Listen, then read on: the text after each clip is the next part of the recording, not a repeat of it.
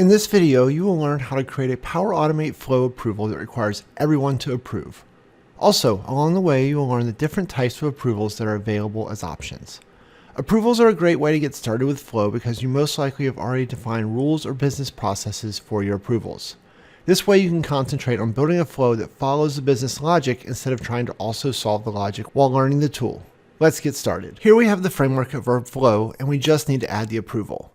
So what we're going to do is when an item is created or modified in our data source, and for this example, we're going to use SharePoint, we're going to get the manager of that particular creator. So we can use the created by email from this trigger. And then what we want to do is we want to insert an approval step here, and then we're going to have a condition. And if it's been approved, we're going to set the content approval status in SharePoint to approve and send an email congratulating them. Or if it is rejected, then we're going to set the status to reject and send an email saying, please follow up with your manager for why it was rejected. So we have the framework of the flow. What we need to do is insert approval step. So we're going to go right here between the two, and when we hover, we get an insert a new step button. And we're going to add an action. And now we're going to search for the approval action. This is a built-in capability of Flow. And we're going to say we want to start and wait for an approval. Now we can look at the approval types. So when you press the drop down here, you're going to see you have 4 different options.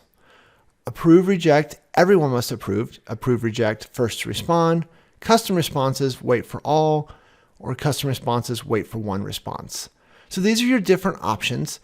The difference between the approve, reject versus the custom response ones is the approve, reject just have approve, reject, or reassign available as options.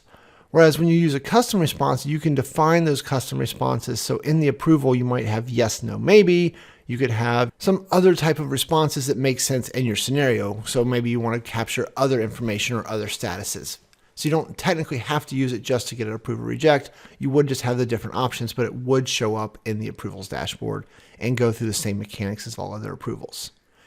Now the difference between everyone must approve and first to respond, in the case of first to respond, this means if you send your flow to multiple people, maybe 1 to 10 people, it doesn't matter, the first person respond, whether it's approve or reject, we will accept that response and will continue the flow, negating the need for the other recipients to respond at all. In the case of everyone must approve, then all recipients must either approve or reject before the flow will continue. So this gives you some flexibility when building your flows to control who you send it to and how many people you send it to. So in this example, we want to do everyone must approve. We'll select that here. Now the interface is very similar for this one, right? You're going to have the title, the assigned to, the details, the links. And so for the title, we could say, please approve the added SharePoint item. Then down here for the assigned to, we're going to do 2 approvers. And so what we're going to do is we're going to use the get manager step, which got the manager of the created by email. So we're going to use that step and send it to that person's manager's mail, which is their email address. So there's one approver. And then the other approver is we're always going to send it to Megan because she is going to be our HR representative in this case, Megan, right there. So now you're going to send the approval email to 2 different people.